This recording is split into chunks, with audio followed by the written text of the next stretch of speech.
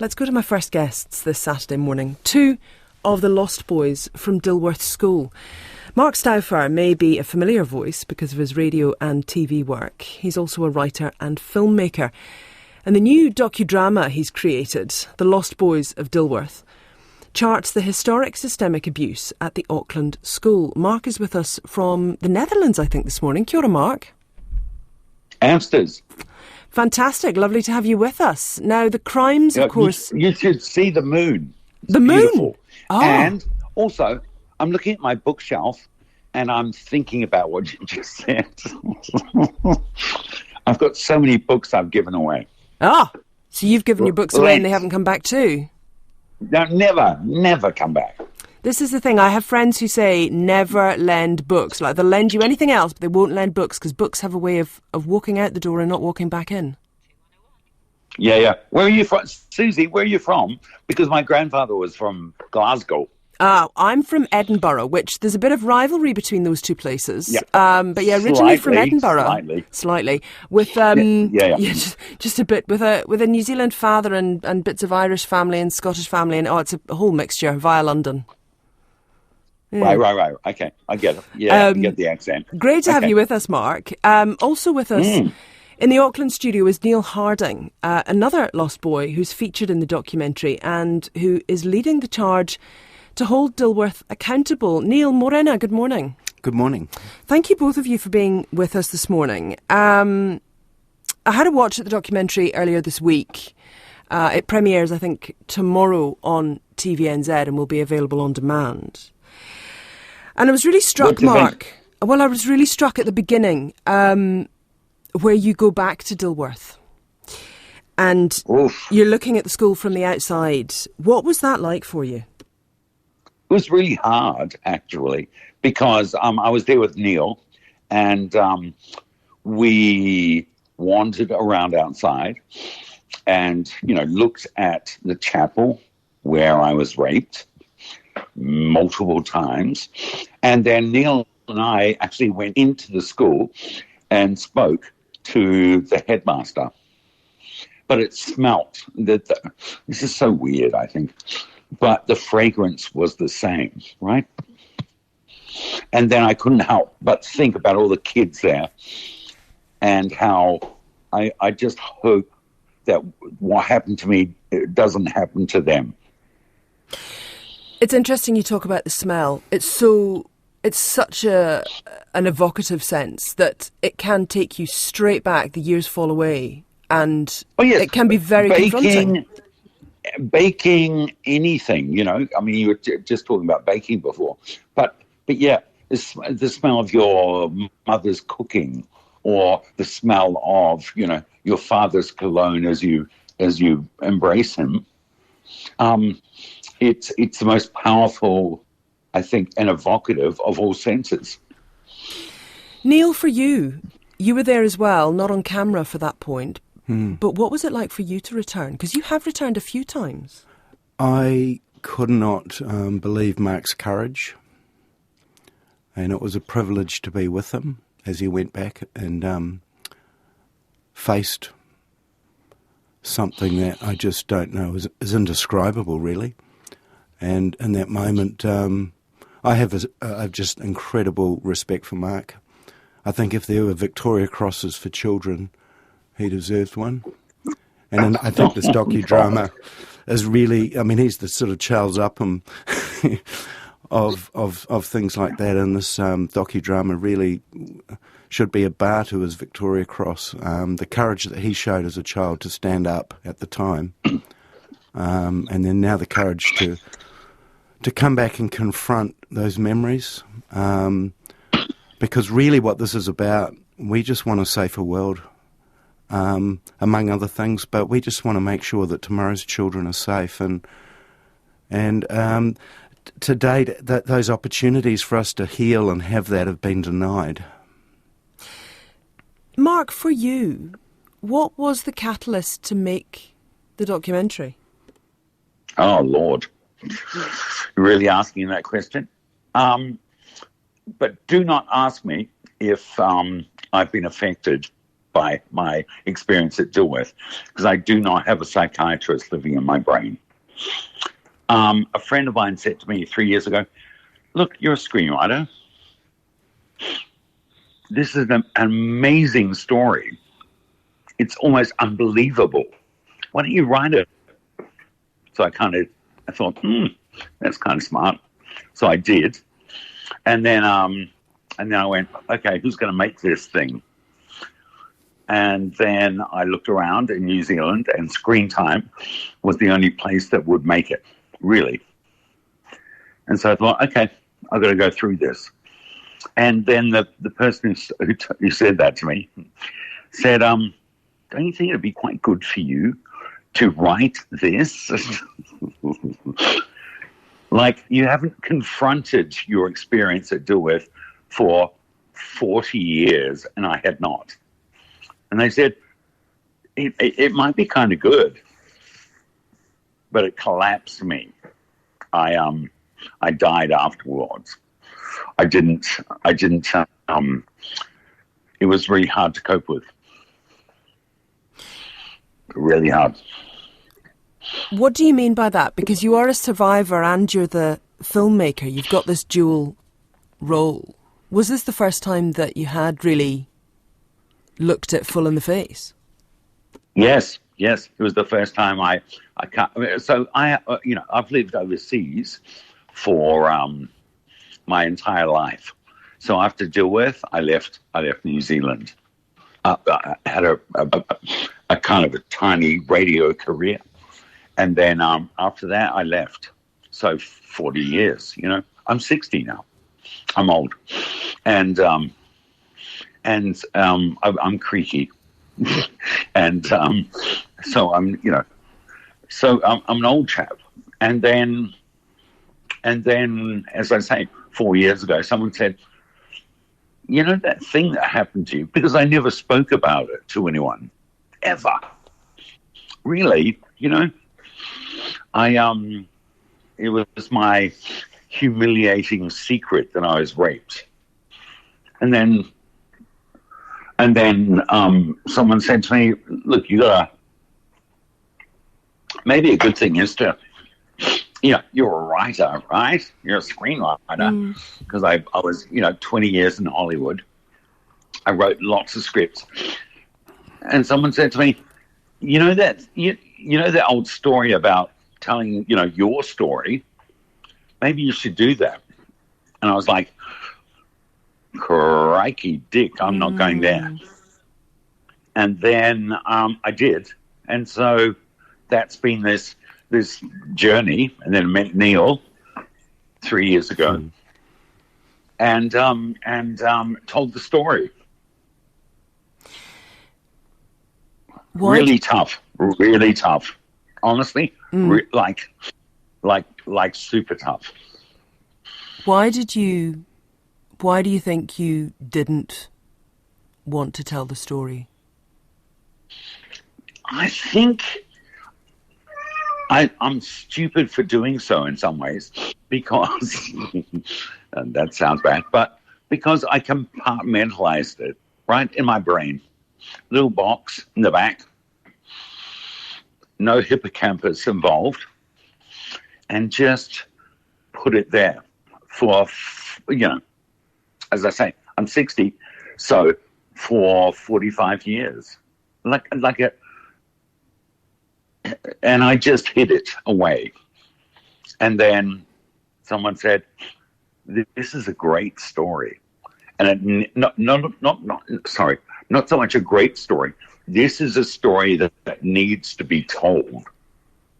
Dickwad. I'm like, how do you mean? I'm like, and my friend is like, if you don't tell it, no one else will. No one will tell this story.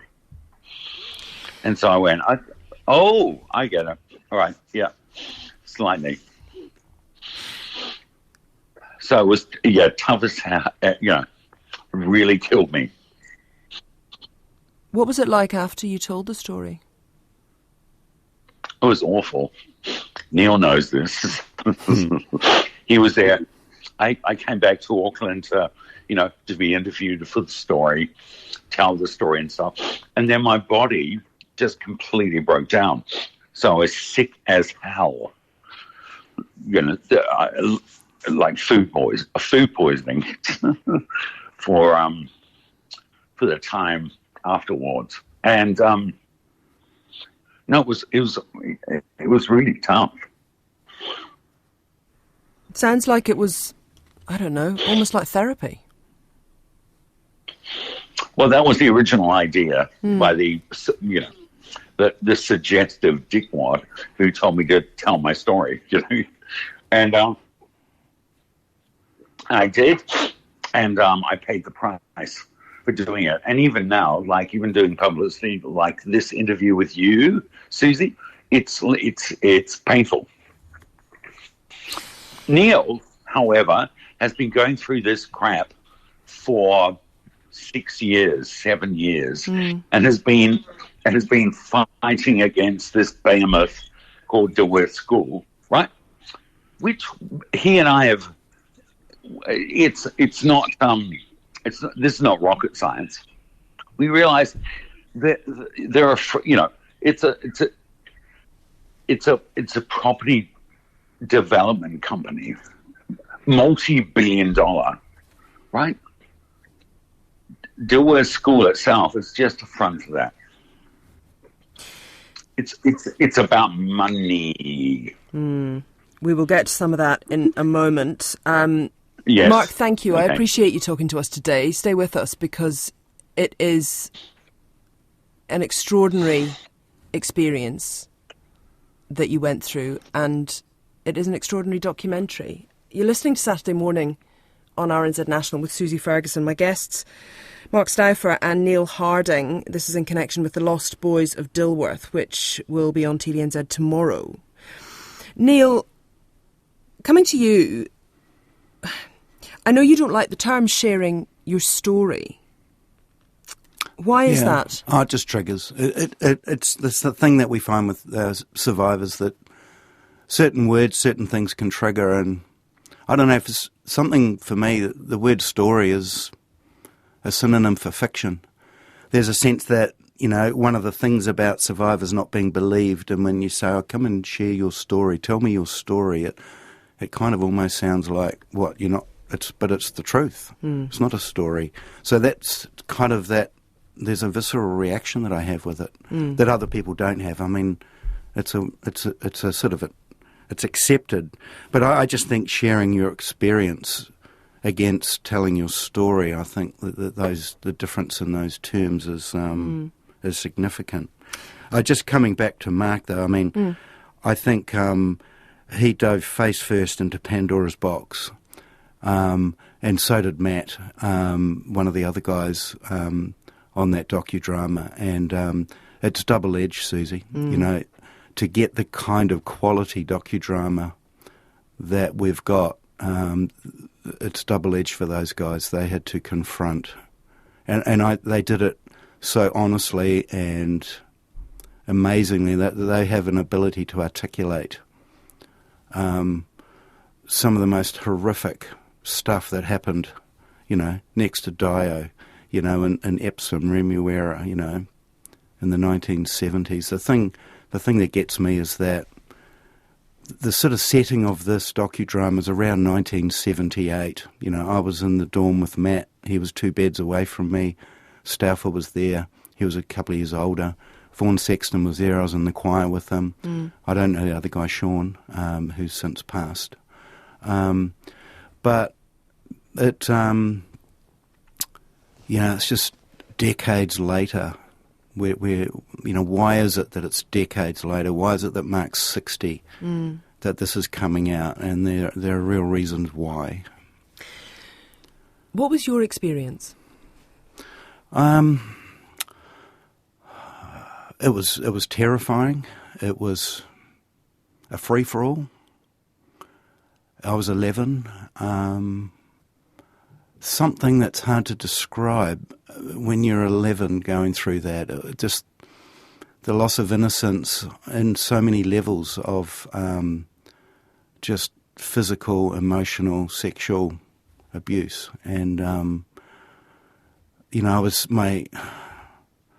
my housemaster sent me to the Scoutmaster, and it's in the independent inquiry report that I was given as a gift, supplied to him. But fortunately for me, I had the nous somehow to not freeze, and I was able to get out of the first situation. The next one was with the Minister, Peter Taylor. He did the same thing, and I leapt like a jack-in-a-box in the same spot in the same room that Matt was raped, and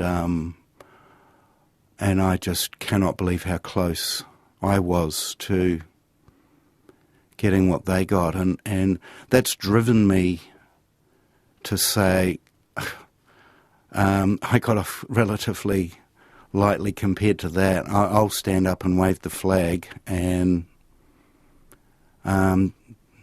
because I got to leave as well, I refused to go back. I was being groomed by Leonard Cave. He's another one that's in prison. The housemaster that sent me to Ian Wilson was Rex McIntosh. He passed away. I had a sadistic tutor that was looking for reasons to cane me and was terrorising me as a tutor. He was also a sporting coach of mine. I was surrounded by pedophiles. But yet you shied away from your experience. Did you think that it wasn't, in quotes, bad enough? I always qualified my abuse. I've talked about it my whole life. I have shared it with people, but I qualified it as attempted abuse because I leapt to my feet. I didn't know whether I was a victim or not. But knowing that the terror that invoked at the time, because you weren't allowed to say no in that place. So the fact I had said no and not complied with whatever I was supposed to do, I thought there were going to be consequences, and the terror that I felt after I'd left, thinking that what I thought was safe, these men that were looking after and mentoring me were actually now threats to my safety. I thought that was, that's what got me the most, really. And since then, what's got me is the fact that the school knew the whole time, and if they hadn't have caned Mark for reporting his abuse, I wouldn't have been abused. Matt wouldn't have been abused. None of this would have happened. It would have stopped back then in 1978, but this went on for decade after decade after decade. The abuse continued. Dilworth knew the whole time and failed to stop it, instead punished kids for reporting. And what they did to Mark is just indescribable. And the fact that doesn't cross a threshold for vicarious liability or perverting the course of justice. 233 boys and counting were sexually abused, and no one at that school has been held accountable other than the pedophiles. And it doesn't cross a threshold, apparently. And I'm going, what kind of threshold do you need to have someone criminally liable for being complicit in the sexual abuse of hundreds of boys? And ask Dilworth Trust Board. Ask them to do an interview. 6 years, they will not speak about it. They will not confront their role in what happened. They will not call out any of those people that were accountable, and so therefore they deny us the opportunity to heal. What were the ramifications of this happening at such a young age on the rest of your life? What's the cascade? It's hard to predict when you're 11. You're going, well, what did it do? You're in a neurodevelopmental phase. First, the first thing was it destroyed my innocence. My first sexual encounter wasn't an enjoyable experience that had consent or anything like that. It was some perverted act, and numerous attempts, really. Looking back, my when you look at Dilworth is a school for kids that have straitened circumstances. You know, we all get there, stuff's happened to us, you know. I had abandonment and rejection issues. That's now gone from abandonment and rejection, the reinforcement of that, and not having male role models in my life, and the breach of that, the breach of trust of men in those areas of responsibility, it's pretty damaging. But it's become a betrayal, and I think betrayal is. They have betrayed not just us, but they have betrayed James and Isabella Dilworth's efforts to set up a school that produces good and useful citizens. And the irony is, Mark and I and the other guys that are going back, that want accountability, that want justice, that want tomorrow's children to be safe, we petition for a Dilworth law at the Royal Commission calling for mandatory reporting of child sexual abuse and child abuse to police. We just go, we are the good and useful citizens, and we're going against the very institution that has effectively been hijacked by an inner circle of people that are just protecting themselves, is what I've seen. 6 years of bashing my head against the current trust board. Stay with us, Neil. Mark, if I can come back to you, in terms of making the documentary, how did you go about finding the former students with the experiences who would also be prepared to go on record? There's nothing I can say that will not, be better than what Neil's just said. He's the genius in this, the encyclopedia. That's why all the old boys, the Lost Boys, we want him to have a knighthood.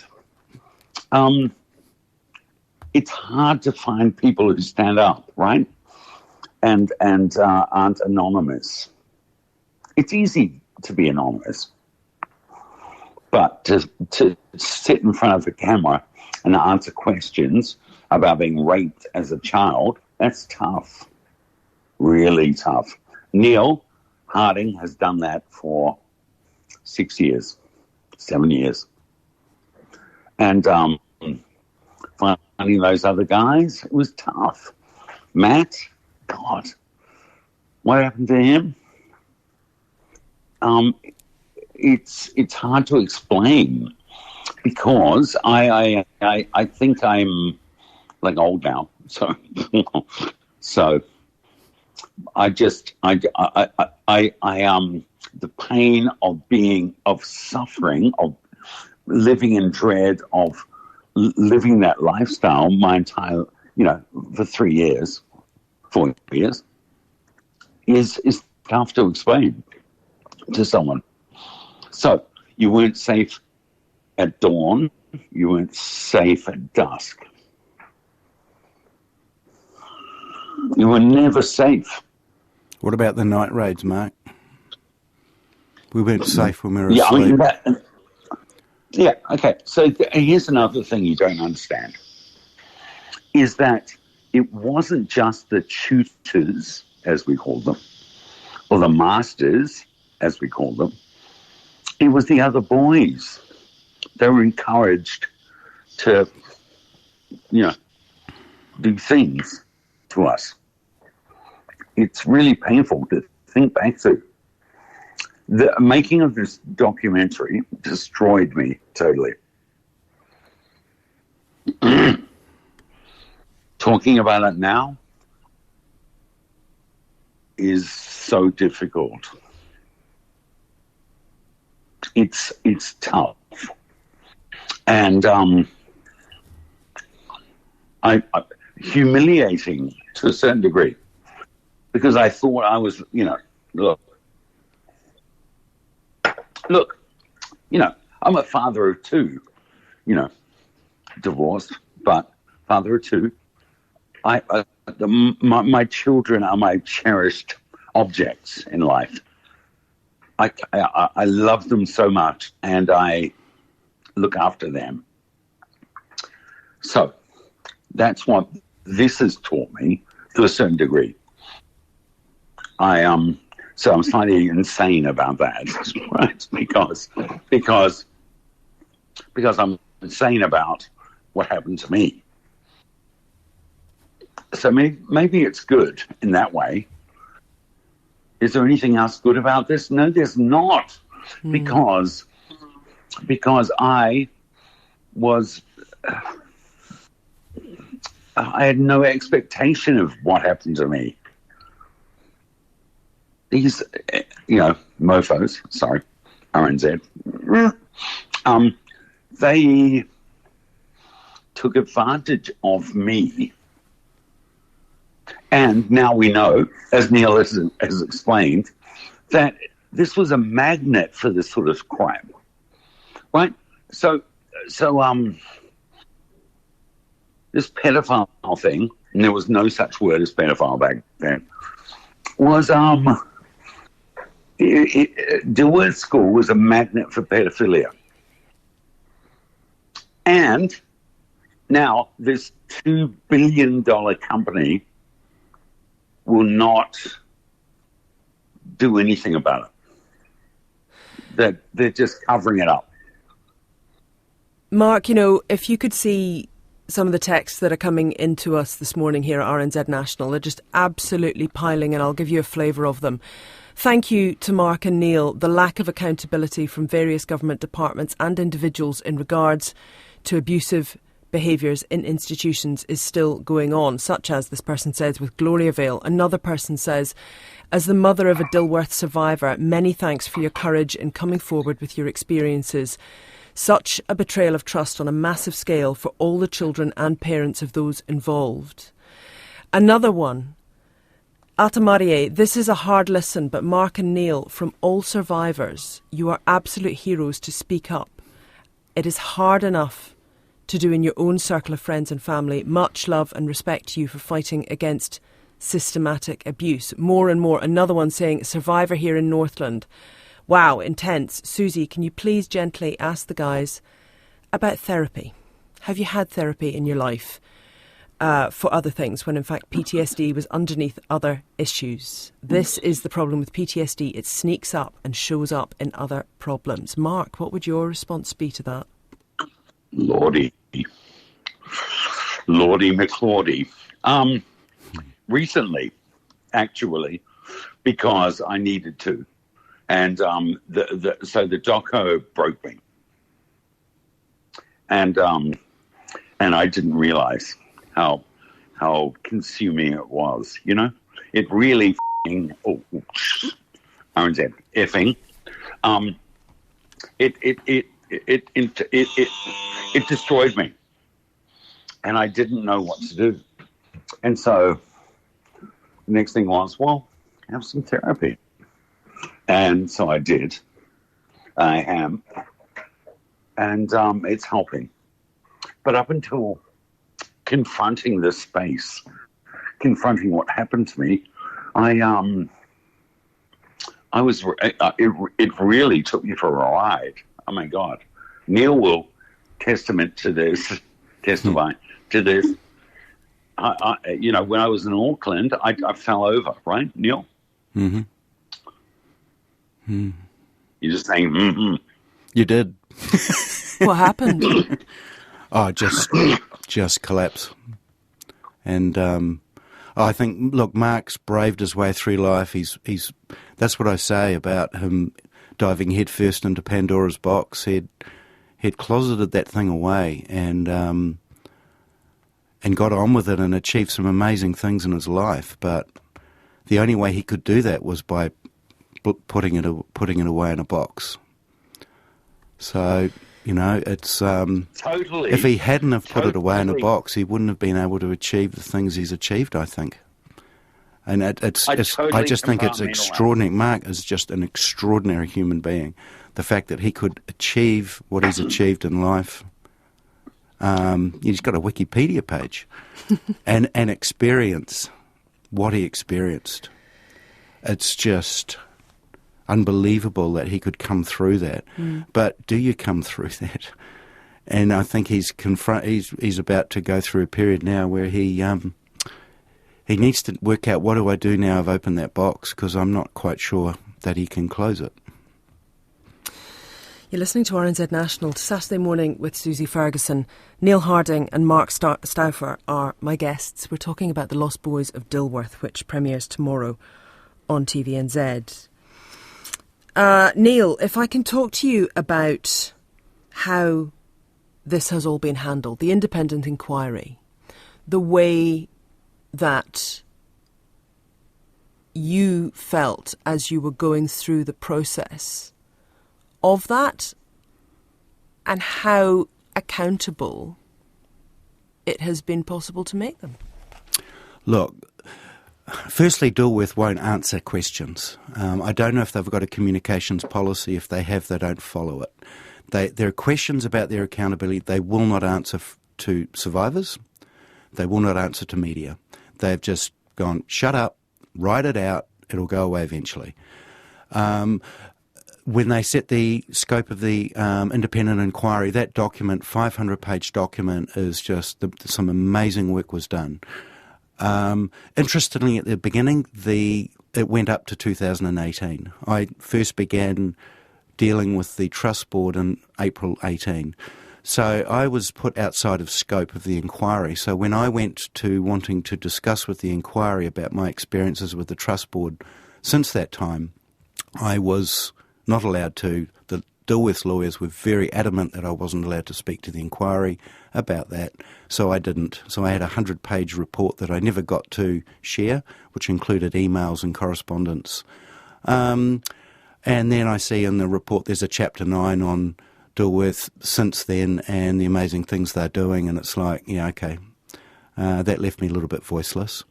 They've set up a redress program. Now, what that means is that Dilworth have written this financial compensation program that they've decided to call redress, not made it collaborative with survivors. We were calling from the outset that we wanted a collaborative process because that is best practice. They would not do that. They would not take on feedback from the survivors. We did a survey monkey through our class action and we gave feedback to them. They would not do it. They would not listen to the Anglican Archbishop who said you should not put financial parameters on your redress program because you're giving it to an independent panel. But they did. So they wrote their own redress program and have now given it to an independent panel to apply their scheme that is not fit for purpose. Now, the independent panel now have their professional freedom compromised by the fact they're dealing with Dilworth's parameters. So the institution that harmed us is looking to do their own redress program, and really effectively what we have is Dilworth having their mana restored. If redress is around restoring mana, the institution is worried about restoring its own mana. This has got nothing to do with survivors. And marking their own homework. Totally. And unfortunately, they are standing up, giving themselves a standing ovation and a pat on the back again like they always do. And what really concerns me, Susie, and you need to listen to this really carefully, please, going forward, if this redress program that Dilworth doing is going to be considered a blueprint for how the state go forward with their redress program, we have got carnage coming. This is not fit for purpose, what they have done. What do you mean by carnage? If this style of redress program is put forward to state survivors, when they go through their process following the Royal Commission, they can't be using this redress program of Dilworth as a blueprint. Because? It's not fit for purpose. There's a document that I gave Dilworth twice, which they wouldn't acknowledge receiving, How to Engage Sensitively with Survivors, written by the New South Wales Government following their Royal Commission. I've given them that document of, it's a step-by-step process of things. Refuse to follow it. So, it's, yeah. Are you saying the way that this has ultimately been handled has compounded the problem and made it worse? I believe that I cannot enter their redress process. In fact, I asked to speak to them, to the independent redress panel. I was told, no, I can't. I have to become registered and go through the process to explain my concerns with the program that would stop me from being able to enter the program. I actually have to go through the program, register and go through it to voice my concerns about it. So, and the class action lawyers were not allowed to speak to the independent redress panel. Didn't want to speak to them because they're independent. So engaging with that redress panel, do you know how many people have chosen to go through that route? Look, at the end of the day, I think I'm one of the last ones because it's not fit for purpose. I'm really worried about it. But it's difficult because some guys might be okay with it. I just know too much. And for me, you see, redress it's got to be tailored.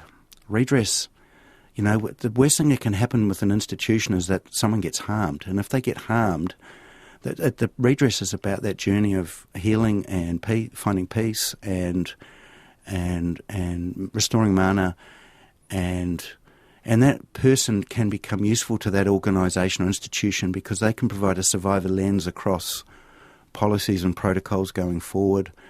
They've got to be handled. It has to be tailored somehow. And the problem is when you've got hundreds of guys going through redress because Dilworth failed so miserably, knowingly,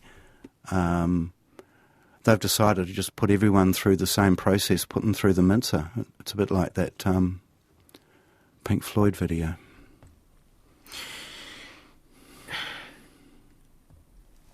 You talk about carnage and how people may be further harmed if they go through this process. Mm-hmm. So what do you see as being potentially the ramifications of it? Look, for me it's just a reaffirmation of being worthless, a reaffirmation of being betrayed,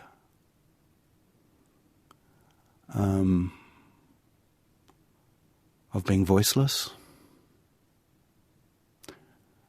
and it's supposed to be about healing, and it's none of those things. I just found that because we're not at the centre of it, the survivor needs to be. It's the survivor's redress program. It's not the institutions, and no amount of money will ever make it right. So they'll come up with a number and say, well, here's a number, because no amount of money will make it right, so we'll just give you a little bit. And then we'll say, and here's money for future counselling, and here's a full and final clause. And it's like, how can they? How can they be that good to know my future counselling needs? And with a full and final clause? It's just so wrong. We've had a message in from Mal in Auckland who says, being a support person for a couple of survivors, my observation is that the Dilworth redress programme is wholly inadequate, both financially and in terms of accountability. That certainly seems to be echoing exactly what you're saying, Neil. Nothing happens for us until there's accountability of the school. And so that means, can the police find reason to get this across the line for perverting the course of justice? I'm not sure. So what does that mean? And it's no fault to the police and the efforts of police. It's our legislation needs to change. I just look at what happened at Dilworth and go, if no one is held accountable criminally for what happened in that environment, then we need to move the goalposts. We have to change laws. It's like, as a survivor, I look at this in survivor lens, and I'm looking at, okay, what is the impact of my Dilworth brothers? The fail to launch because they were 11 and 8, and they never kind of got to take off in life. The drug and alcohol dependency, the health issues, the crime, all of those impacts, all of those things we're talking about in society, and I'm going, duh, obvious. Change the laws to protect children, because no child comes through child sexual assault okay. Mark, a message that's just come in. It says this redress is for survivor healing. Accountability should be millions of dollars paid as compensation. Shut the school. What do you make of that? No. So I think this. Look, Neil and I disagree on some matters. I think Dilworth should be closed down, like Auschwitz,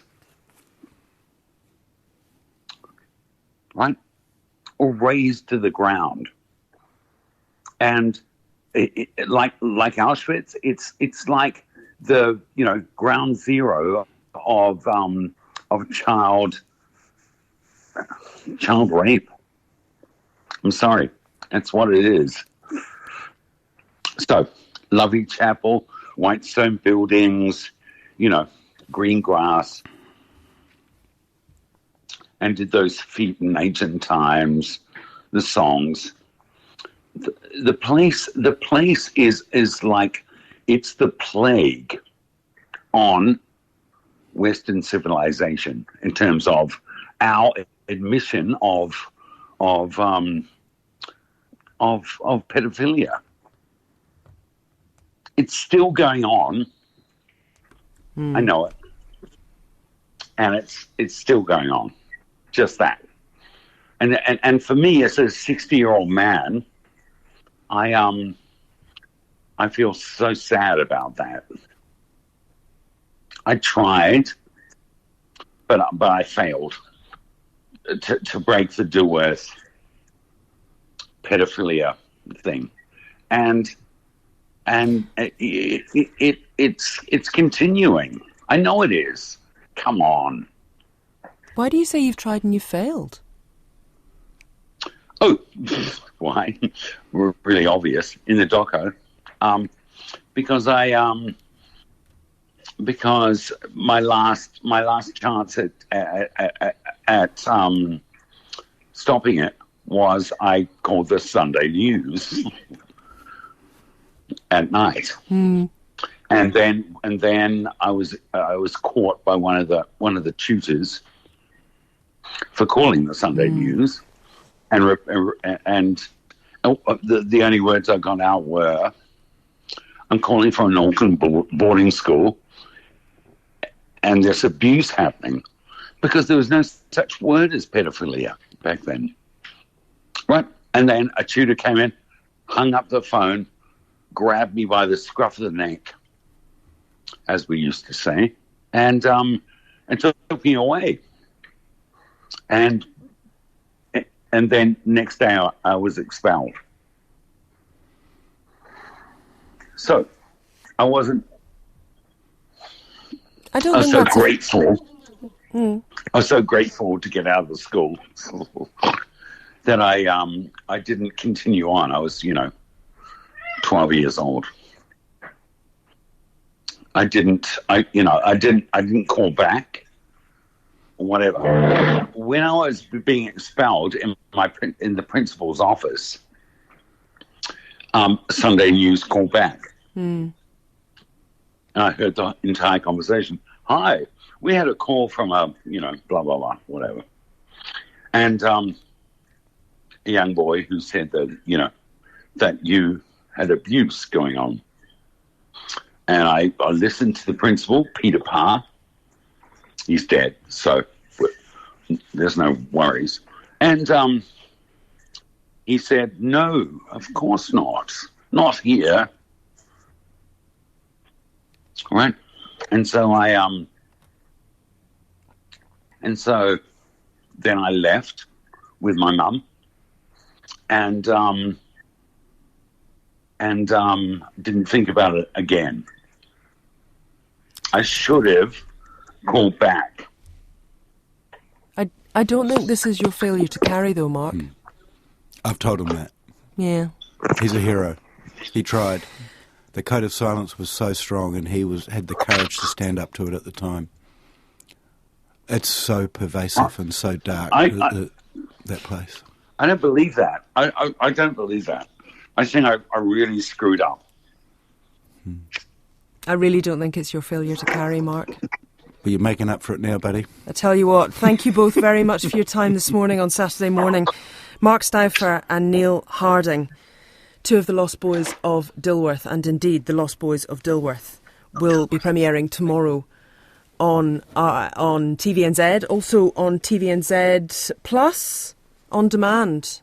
So much feedback coming in on this. Renee says, good to hear an interview with survivors of abuse in care. So many horror stories. I've been talking with the Royal Commission on this. Please keep telling them. If you want to check out our website, rnz.co.nz/Saturday, you'll be able to find some helplines there, if indeed that is something you need. We will hopefully get to more of your feedback after the news.